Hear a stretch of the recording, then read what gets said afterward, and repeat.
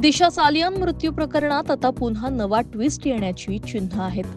8 जून 2020 रोजी दिशा सालियनचा बाल्कनीमधून खाली पडून मृत्यू झाला होता. मात्र आता नव्यानं चौकशीसाठी दिशाचे वडील सतीश सालियन यांनी हायकोर्टात याचिका दाखल केली आहे. तसंच आदित्य ठाकरे यांचं उघडपणे नाव घेत त्यांच्यावर गुन्हा दाखल करण्याची मागणी केली आहे.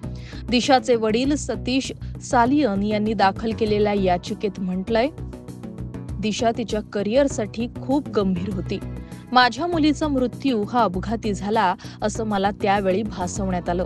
मात्र तिचा मृत्यू हा अपघाती नसून तिच्यावर गँगरेप करून तिची हत्या करण्यात आली आहे. माजी महापौर किशोरी पेडणेकर, मालवणी पोलीस ठाण्यातील अधिकारी यांनी ते सांगत असलेली गोष्ट खरी असल्याचं सतत रेटत होते.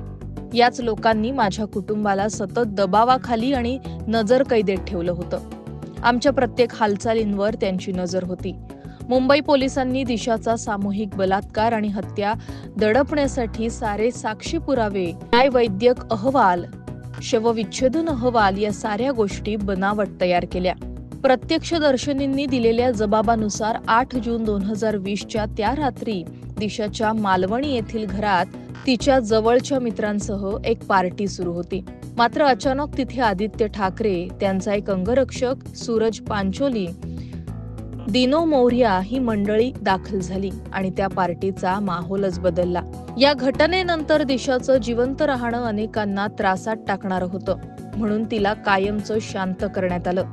सदर घटनेनंतर अनेक राजकारणी आणि वरिष्ठ पोलीस अधिकारी अचानक सक्रिय झाले. या घटनेनंतर आदित्य ठाकरेंनी वरिष्ठ पोलीस अधिकाऱ्यांशी फोनवरून सतत संपर्कात होते. याशिवाय दिशाच्या जवळच्या काही व्यक्तींनाही त्यांनी अनेक फोन कॉल्स केले. दिशाच्या मृत्यूनंतर काही दिवसांनी सुशांत सिंग राजपूत याचाही मृत्यू झाला.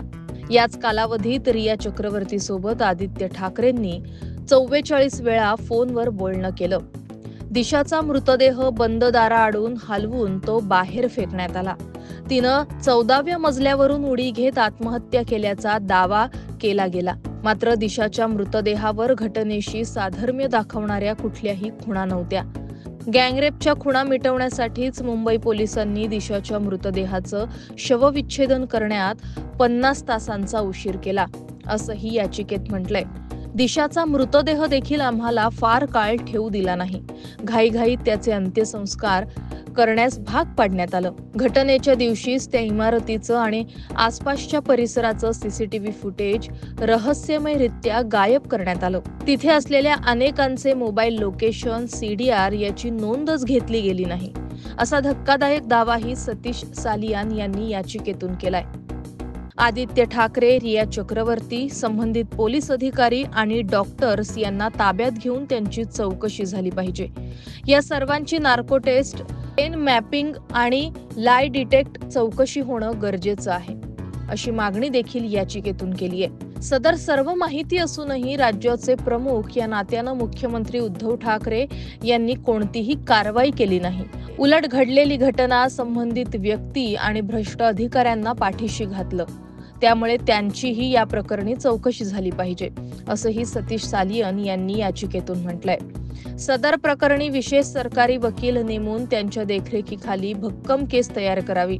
NIA किंवा CBI मार्फत कोर्टाच्या देखरेखीखाली हा सर्व तपास करावा, असंही सतीश सालियन यांनी म्हटलंय. एकूणच आता आदित्य ठाकरे अडचणीत सापडलेत. त्यामुळे आता आगामी काळात काय घडामोडी घडतात हे पाहणं महत्त्वाचं ठरणार आहे. Bureau report, Maharashtra news 24.